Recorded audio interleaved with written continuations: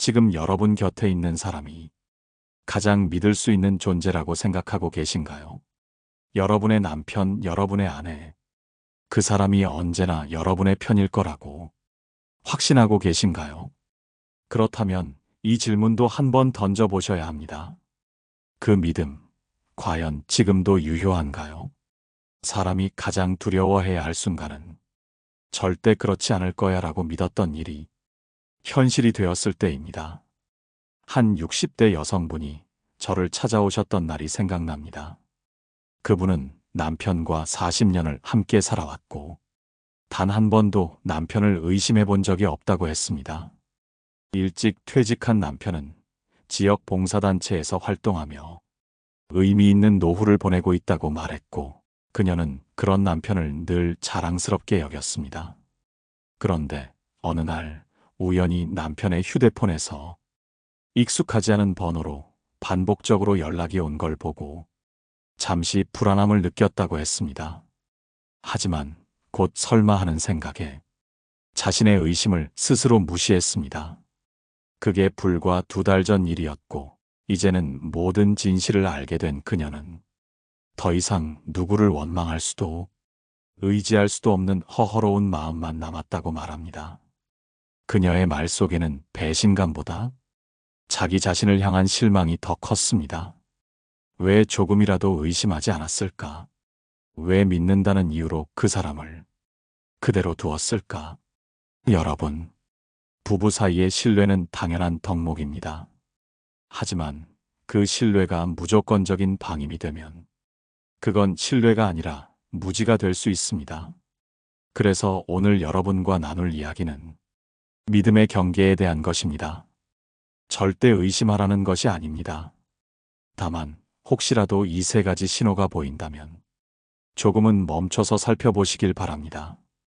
그것은 사랑을 지키기 위한 방어이고 여러분 자신을 지켜내기 위한 예방입니다. 첫 번째 신호는 휴대폰을 숨기기 시작할 때입니다. 2번째는 예고 없는 외출과 그에 대한 설명이 점점 줄어들 때입니다. 3번째는 작은 질문에도 과도하게 화를 내며 방어적인 태도를 보일 때입니다. 이 3가지는 단순한 행동의 변화처럼 보일 수 있지만 그 안에는 심리적인 단절이 이미 시작되었다는 신호가 담겨 있습니다. 철학자 쇼펜하우어는 이런 말을 남겼습니다. 사랑은 가까이 있어야 보이지만 진심은 떨어져 있을 때 드러난다. 가까이 있을 때보다 멀어졌을 때 더 따뜻하게 대해주는 사람을 여러분은 곁에 두셔야 합니다. 이번에는 이 첫 번째 신호, 즉 휴대폰을 숨기는 행동에 담긴 감정과 의미, 그리고 그것을 알아채는 현명한 방법에 대해 함께 나눠보겠습니다. 휴대폰은 단순한 기계가 아닙니다. 이제는 마음을 담는 그릇이 되었습니다. 우리가 웃고 울고 속삭이고 감췄던 이야기들이 그 작은 화면 속에 다 들어 있습니다. 그래서 누군가가 자신의 휴대폰을 자꾸 숨기기 시작했다는 건 그 안에 보여주기 싫은 감정이 있다는 뜻입니다. 이야기 하나를 나눠드릴게요. 70대 여성인 윤정희 어르신은 조용하고 소박한 삶을 살아오신 분입니다. 남편과의 결혼 생활은 늘 큰 파도 없이 그저 물처럼 흐르듯 지나왔다고 하셨습니다. 하지만 2년 전부터 남편이 달라지기 시작했습니다. 예전엔 거실 테이블 위에 올려두던 휴대폰을 어느 순간부터는 화장실에 갈 때도 들고 가고 자는 순간에도 머리맡에 꼭 쥐고 잤다고 합니다. 처음에는 요즘 휴대폰 도둑도 많다더라 하며 웃으며 넘겼지만 점점 휴대폰 비밀번호를 바꾸고 문자 하나 보는 것조차 예민하게 반응하자 마음 한쪽에서 이상하다는 생각이 고개를 들기 시작했습니다. 결국 정희 어르신은 우연히 남편이 급히 나간 틈을 타 휴대폰을 열어보게 되었습니다. 거기엔 "나 지금 혼자야. 오늘도 당신 생각뿐이야." 라는 문자가 여러 개 지워진 흔적과 함께 남아 있었답니다. 정희 어르신은 그날 이후 밥을 먹어도 맛을 모르겠고 밤에 누워도 잠이 오지 않았다고 하셨어요. 가슴이 조여오고 숨 쉬는 것조차 죄스럽게 느껴졌다고 말입니다. 그렇게 한참을 스스로를 책망하며 내가 뭐가 부족했을까? 내가 뭘 잘못했을까? 반복하며 눈물로 밤을 지새웠다고 합니다. 여러분, 그건 정의 어르신의 잘못이 아닙니다. 잘 지켜온 신뢰를 함부로 무너뜨린 사람의 책임이 더 큽니다. 하지만 마음이 아픈 이유는 의심을 늦게 했기 때문이 아닙니다. 그만큼 사랑했고 믿었기 때문입니다. 그리고 그 믿음이 배신당했을 때 사람은 가장 깊이 상처받습니다. 만약 여러분의 배우자가 예전과 다르게 휴대폰을 늘 손에서 놓지 않거나 화장실, 거실, 마당까지 항상 들고 다닌다면 그건 단순히 습관이 아니라 보여주고 싶지 않은 감정의 비밀방이 생긴 겁니다. 또한 비밀번호를 이유 없이 바꾸거나 왜 그걸 보려고 해? 라며 필요 이상의 반응을 보인다면 그건 감춰야 할 것이 마음 안에 있다는 신호일 수 있습니다. 이럴 땐 어떻게 해야 할까요? 단도직입적으로 묻기보다는 상대가 편안한 순간에 차 한 잔 놓고 이렇게 말해보세요. 예전엔 당신 휴대폰 만져도 아무렇지 않았는데 요즘은 많이 예민해졌네. 혹시 내가 뭔가 서운하게 했을까? 이 말은 따지자는 의미가 아닙니다. 상대의 감정을 건드리는 방식이 아니라 그 마음을 들어볼 수 있는 하나의 문을 여는 방법입니다. 진실은 보통 질문이 아니라 태도에서 드러납니다. 다음으로는 두 번째 신호에 대해 나누어 보겠습니다. 예고 없는 외출이 반복되고 그에 대한 설명이 점점 줄어든다면 그 안에는 어떤 메시지가 숨겨져 있을까요? 조용히 살펴보겠습니다. 사람은 누구나 자신의 일상을 누군가와 공유할 때 마음이 연결되었다고 느낍니다. 오늘은 누구를 만났고 무엇을 먹었고 어떤 일이 있었어.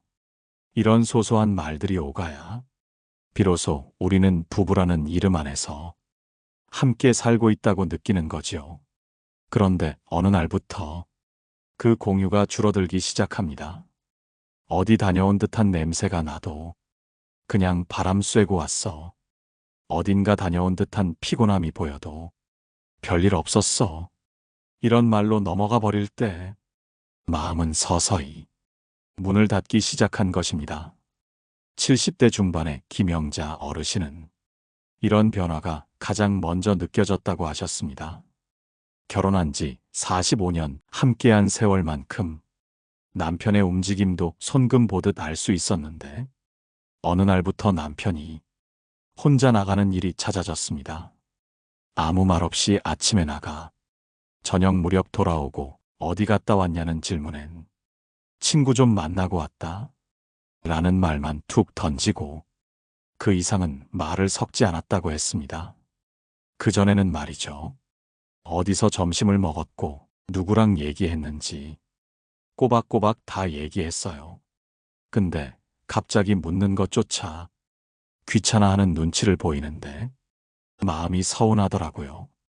영자 어르신은 그렇게 서서히 남편의 일상에서 자신이 빠져나가고 있다는 걸 느끼기 시작했다고 합니다. 그걸 확신하게 된 건 남편이 휴대폰 통화 내역을 매번 지우는 것을 보고 나서였죠. 물론 모든 외출이 의심스러운 것은 아닙니다. 사람은 나이가 들수록 자신만의 시간이 필요할 수도 있고 말하기 귀찮은 날도 있을 수 있습니다. 하지만 중요한 건 빈도와 태도입니다. 갑작스러운 외출이 많아졌는지 그 외출 후 태도가 예전과 다른지 살펴보는 것이 중요합니다. 평소 자주 나가지 않던 사람이 갑자기 외출을 반복하고 그에 대한 설명이 모호해진다면 여러분의 관계에 작은 금이 생기고 있다는 신호일 수 있습니다. 그럴 땐 말보다 침묵이 더 위험합니다. 상대방이 아무 말도 하지 않는 순간 마음의 문도 닫히는 겁니다. 어떤 분은 굳이 캐묻고 싶지 않아요. 믿고 싶어요. 라고 말씀하시지만 사랑이란 건 묻지 않아서 무너지기도 합니다. 그러니 묻는 겁니다. 오늘 하루 어땠어? 누구랑 있었어? 밥은 잘 챙겨 먹었어? 이렇게 다정하게 묻는 말들은 단순한 궁금함이 아니라 당신을 알고 싶다는 사랑의 표현입니다. 철학자 아리스토텔레스는 모든 인간은 본능적으로 삶을 갈망한다 고 했습니다. 배우자의 외출이 반복되는데 왜 나에게만 그 내용이 알려지지 않는다면 그건 함께 사는 사람이 아니라 모르는 사람이 되어간다는 뜻입니다. 여러분, 우리는 늦게라도 그 사실을 알아차려야 합니다. 그리고 상처받기 전에 조심스럽게 문을 두드려야 합니다. 이번에는 세 번째 신호입니다. 작은 질문에도 과하게 화내고 방어적인 태도를 보이는 모습. 그 안에는 숨기고 싶은 감정이 있습니다. 이제 그 이야기를 나눠보겠습니다. 사람은 마음속에 감춰둔 것이 있을 때 사소한 말 한마디에도 민감하게 반응합니다. 숨기고 싶은 비밀이 생기면 그 비밀을 들킬까봐 평소엔 웃으며 넘길 말도 날카로운 화살처럼 받아들이는 법이지요. 이런 변화는 상대의 감정이 어디로 향하고 있는지를 가장 정확하게 알려주는 신호입니다. 이야기 하나를 들려드릴게요. 60대 후반인 정숙 어르신은 결혼한 지 40년이 넘은 남편과 조용한 노후를 보내고 있었습니다. 하지만 어느 날부터 남편이 아주 작은 말에도 버럭 화를 내기 시작했답니다. 오늘 어디 갔다 왔어? 라는 평범한 인사에도 그걸 왜 묻냐? 내가 매번 보고해야 돼? 하고 소리를 질렀다고 해요. 정숙 어르신은 그날 이후 질문을 조심하게 되었고 어느 순간부턴가 입을 닫는 게 편해졌다고 하셨습니다.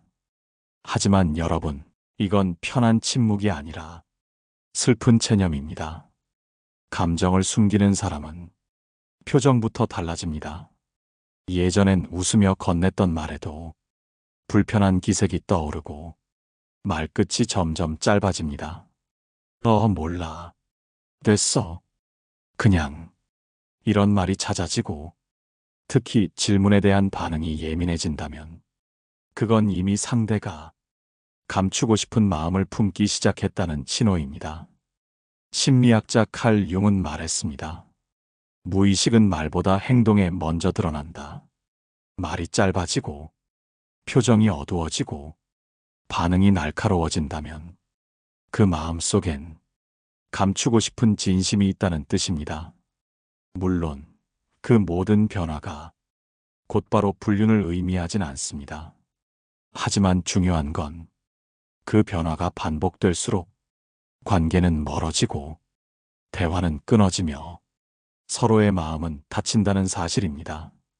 그래서 여러분, 그럴 때일수록 묻는 법을 다시 배워야 합니다. 추궁이 아니라 다정한 물음으로 다가가야 합니다. 요즘 무슨 일이 있어? 왜 이렇게 마음이 예민한 것 같아? 괜찮다면 같이 얘기해보고 싶어. 이렇게 말하면 상대의 방어벽도 조금씩 낮아질 수 있습니다. 다툼은 진실을 멀게 하지만 대화는 진심을 불러옵니다. 상대가 아무리 방어적인 태도를 보이더라도 내가 먼저 부드럽게 다가가면 그 마음을 녹일 수 있습니다. 그러니 질문을 두려워하지 마세요. 감정을 나누는 것은 오히려 관계를 살리는 첫걸음입니다. 이번에는 정리를 해볼까 합니다.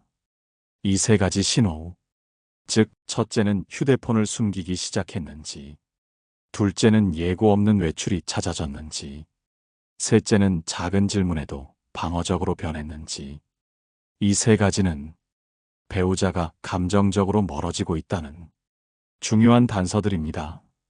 이제 다음으로는 이런 상황에서 우리가 어떻게 대처해야 할지, 현명한 대화법과 상대의 거짓을 드러내는 방법에 대해 구체적으로 말씀드리겠습니다. 경북 구미에 사시는 70대 여성 박정임 어르신은 남편의 변화를 2년 가까이 눈치채지 못했습니다. 평생 묵묵히 일하며 가정을 책임졌던 남편, 말수가 적은 편이었고 정임 어르신도 그 점을 크게 의심하지 않았지요. 하지만 어느 날 남편이 점심을 먹고 나간 뒤 밤늦게까지 돌아오지 않는 일이 생겼습니다. 전화도 받지 않고 문자도 확인하지 않은 채 다음 날 새벽에야 집으로 들어온 남편은 친구 만나 술 한잔 했다고 짧게 말하곤 침대에 누워버렸다고 합니다. 정임 어르신은 이상하다는 느낌을 받았지만 그간 참아온 세월이 많았기에 그냥 또 그런 날이겠거니 하고 넘겼습니다. 하지만 그 일이 반복되자 정임 어르신은 조용히 수첩에 남편의 외출 날짜와 귀가 시간을 기록하기 시작했습니다. 그리고 석 달이 지났을 무렵 그 수첩을 꺼내 남편에게 차분히 말을 건넸다고 합니다. 이날도, 그리고 이날도 당신은 나에게 아무 말 없이 나갔어요. 말은 짧아지고 표정은 굳어지고 대화는 사라졌어요. 그 말에 남편은 아무 대답을 못했다고 합니다. 그리고 다음 날 정임 어르신의 눈앞에서 자신의 휴대폰을 꺼내 그동안 숨겨놓았던 채팅 앱을 삭제했다고 합니다. 정임 어르신은 이렇게 말씀하셨습니다. 나는 다그치지 않았어요. 내 감정을 얘기했을 뿐이에요. 그랬더니 숨길 수가 없었던 거죠. 여러분, 이게 바로 지혜로운 대처입니다. 누군가를 추궁하고 쫓아다니며 진실을 밝히려 하면 상대는 더 깊이 숨게 됩니다. 하지만 내 마음을 먼저 보여주고 기록을 통해 사실을 조용히 꺼내면 상대는 피할 수 없습니다. 중요한 건 감정이 아닙니다. 증거 없는 분노는 오히려 관계를 더 악화시킬 수 있기 때문입니다. 그렇다면 여러분, 어떻게 확인해야 할까요? 첫째, 배우자의 외출 시간과 빈도를 조용히 메모해 두세요. 둘째, 갑작스러운 지출이나 카드 내역에 이상이 있는지 살펴보세요. 셋째, 스마트폰 사용 패턴이 달라지지는 않았는지 기억해 두세요. 그리고 가장 중요한 건 이 모든 변화 속에서 여러분 스스로의 감정을 정리하고 침착하게 준비하는 것입니다. 혹시 지금 이 순간 내 남편이나 아내가 다른 사람을 마음에 두고 있는 건 아닐까 의심하고 있다면 두려워만 하지 마세요. 확인하고 대화하고 자신의 삶을 지켜낼 준비를 시작해야 할 시간입니다. 이번에는 심리학적으로 배우자가 불륜을 숨길 때 가장 자주 사용하는 말과 행동, 즉 거짓을 숨기기 위한 대표적인 패턴들에 대해 알려드리겠습니다. 이제 여러분과 함께 배우자가 외도를 하고 있을 때 그들이 가장 많이 사용하는 말, 그리고 반복되는 행동 패턴에 대해 알아보겠습니다. 왜냐하면 말은 곧 마음의 그림자이기 때문입니다. 그리고 행동은 그 마음의 습관이죠. 불륜을 숨기려는 사람은 절대 뻔한 거짓말을 하지 않습니다. 오히려 너무 자연스럽고 너무 평범한 말로 진실을 덮습니다. 첫 번째 말은 이것입니다. 뭘 그렇게 의심해? 난 그런 사람 아니야. 이 말은 자신이 믿을 만한 사람이라는 이미지를 억지로 강조하는 방어입니다. 의심받는 걸 견디지 못하고 마치 모욕이라도 당한 듯 반응하죠. 여러분, 진짜 억울한 사람은 조용히 해명하려 합니다. 하지만 거짓을 숨기는 사람은 감정을 먼저 키웁니다. 왜일까요? 감정이 커질수록 이야기의 본질이 흐려지기 때문입니다. 두 번째 말은 요즘 너도 예전 같지 않아? 상대의 책임을 내 탓으로 돌리는 방식입니다. 자신의 외도를 결혼 생활의 탓으로 포장하려는 말이죠. 이건 교묘한 회피입니다. 감정의 책임을 떠넘기고 문제를 왜곡하려는 흔한 수법입니다. 세 번째 행동은 사소한 친절입니다. 예전에는 하지 않던 일. 예를 들어 갑자기 꽃을 사온다거나 기념일도 아닌데 선물을 건넨다거나 오히려 예전보다 더 잘해주는 행동이 갑자기 많아집니다. 이유는 하나입니다. 자신의 죄책감을 줄이기 위한 보상 행동입니다. 속으로는 죄책감을 느끼며 겉으로는 더 친절한 사람처럼 보이려는 겁니다. 하지만 그런 친절은 따뜻하지 않습니다.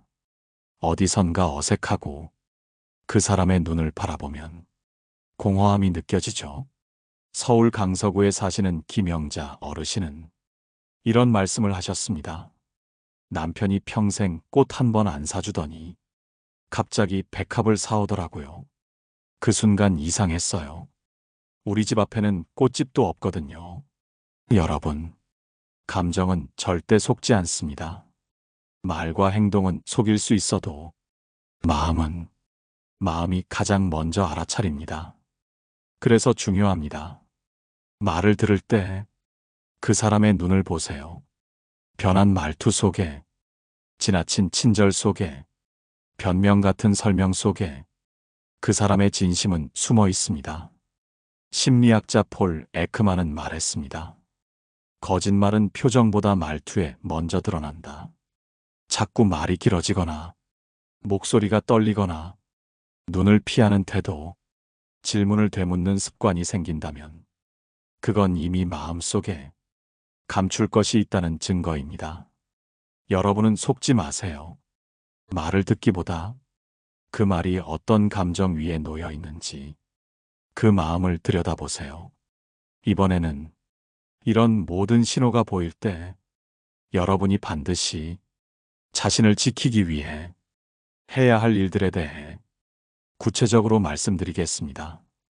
이제 마지막으로 여러분이 이 모든 신호를 알아차렸을 때 어떻게 행동해야 하는지 가장 중요한 마무리 이야기를 드려야 할 때입니다.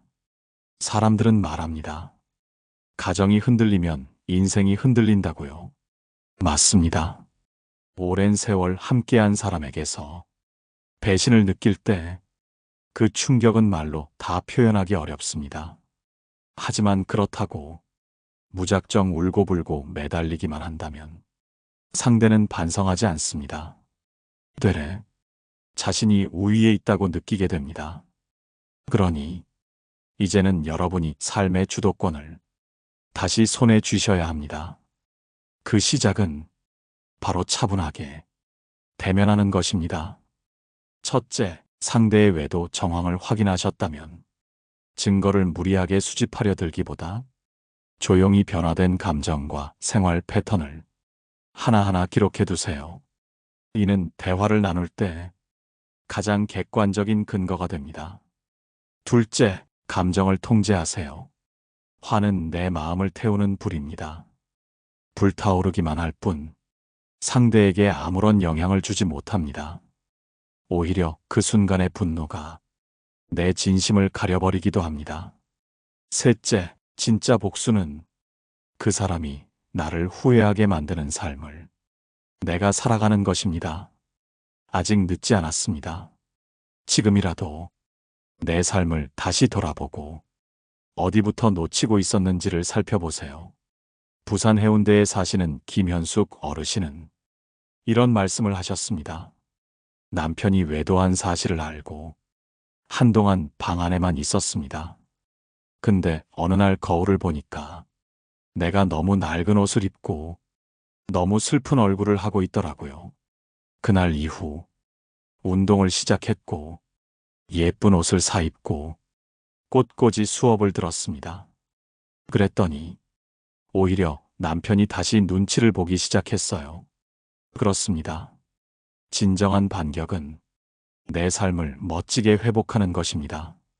상대가 미안해지도록 만드는 것이 진짜 후회하게 만드는 길입니다. 철학자 니체는 말했습니다. 복수란 증오가 아니라 무관심이 되었을 때 완성된다. 여러분, 이제는 그 사람을 중심에 두는 삶이 아니라 나 자신을 중심에 두는 삶을 시작하셔야 합니다. 용기와 결단이 필요합니다.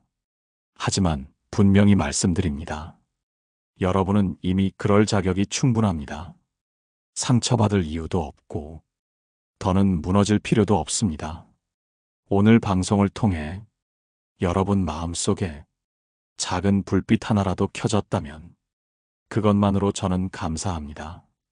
이 방송이 여러분 삶의 어두운 골목에 한 줄기 등불이 되었다면 좋겠습니다.